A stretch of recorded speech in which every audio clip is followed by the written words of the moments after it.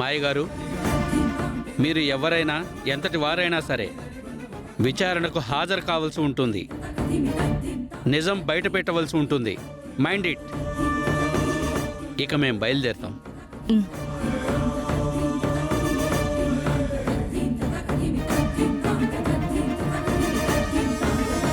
కాబోయే ఇంటి కోడలని గుడ్డిగా నమ్మేయడం కాదు.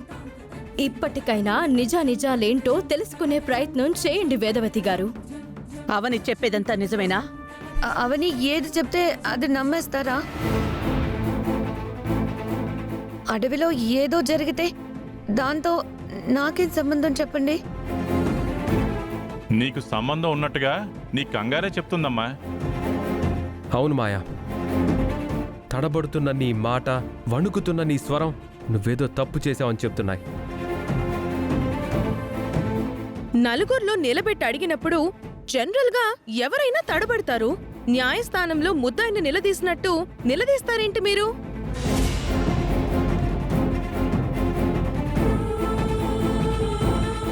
ముహూర్తం దాటకముందే మాంగళ్య ధారణ జరగడం మంచిది. పదండి వెళ్దాం. లేదు మాయా, నాకు నిజాలు తెలియాలి. నువ్వు మాయని అనుమానిస్తున్నావేంటమ్మా? అమ్మా, నువ్వు సడన్ గా అవని వైపు తిరిగావేంటమ్మా? అవని వైపు మారిపోలేదు.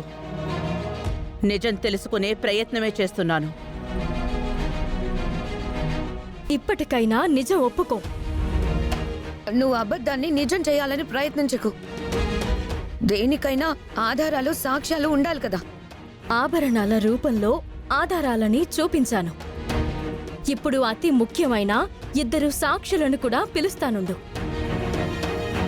గొప్పతీసి అక్షయని సామిని పిలుస్తుందా ఏంటి? మీరు బయటికి రావాల్సిన సమయం వచ్చింది. రండి సార్.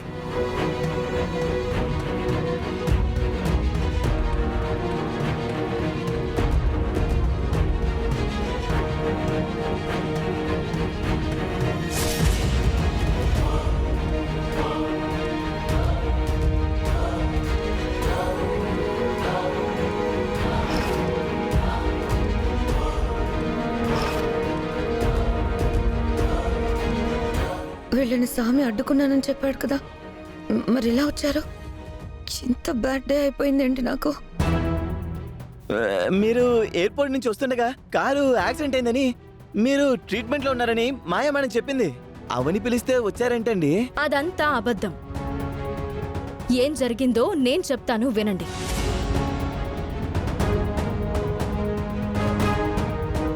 నేను ఆభరణాలను తీసుకుని వస్తుండగా దారిలో జనం గుంపుగా ఉండడం కనిపించింది.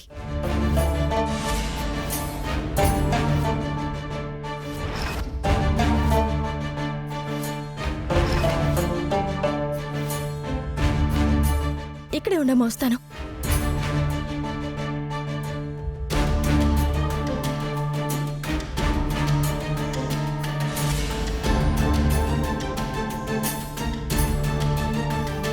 మై గాడ్, వీళ్ళ ఏంటమ్మా, తెలిసిన వాళ్ళ?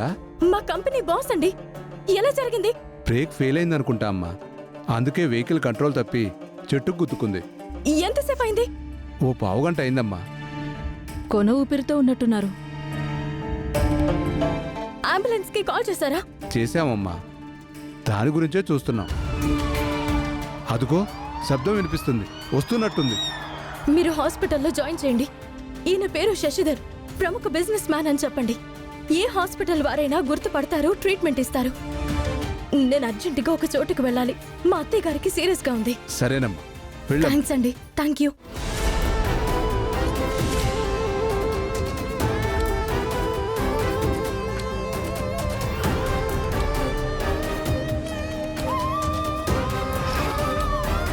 అది జరిగింది. సార్ వాళ్ళు హాస్పిటల్లో అడ్మిట్ అయిన విషయం, ట్రీట్మెంట్ జరుగుతున్న విషయం మాయకు తెలీదు. పేరెంట్స్ ఇద్దరూ యాక్సిడెంట్లో చనిపోయారు అని మాత్రం అనుకుని వదిలేసింది. పేరెంట్స్ ని ఎందుకలా వదిలేస్తుంది? వదిలేస్తుందండి. ఎందుకంటే మేము పెంచిన తల్లిదండ్రులం. మా మీద మాయకి ఎటువంటి ఎఫెక్షన్ లేదు. అవనికున్న కన్సర్న్, బాధ్యత కూడా మాయకు లేవు. మాయ అందరిలాంటి సాధారణ అమ్మాయి కాదు, దుష్ట శక్తులతో సావాసం చేసిన అమ్మాయి.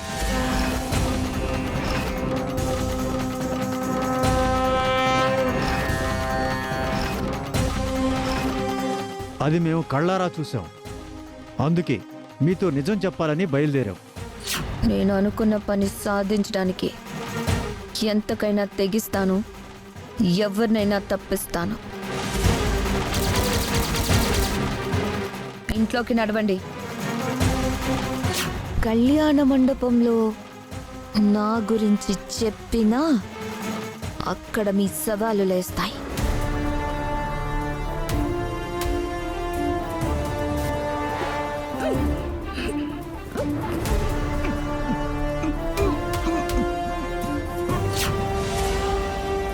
డాడీ, మీరు ముంబై నుంచి డైరెక్ట్గా పెళ్లి దగ్గరకు వచ్చేస్తారుగా? అవునమ్మా.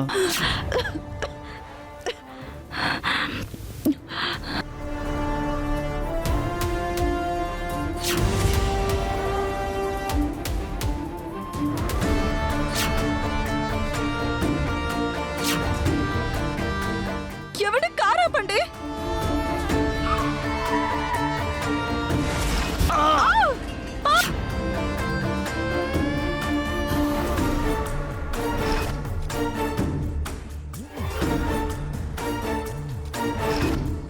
అప్పటి వరకు నేను బాగానే డ్రైవింగ్ చేశాను. సడన్గా నన్నేదో ఆవహించింది. ఆ శక్తిని నా మీద ప్రయోగించింది ఎవరో తెలుసా? మాయ ఎవరినైతే గురువుగా ఆరాధిస్తుందో ఆ మాంత్రికుడు ప్రయోగించాడు.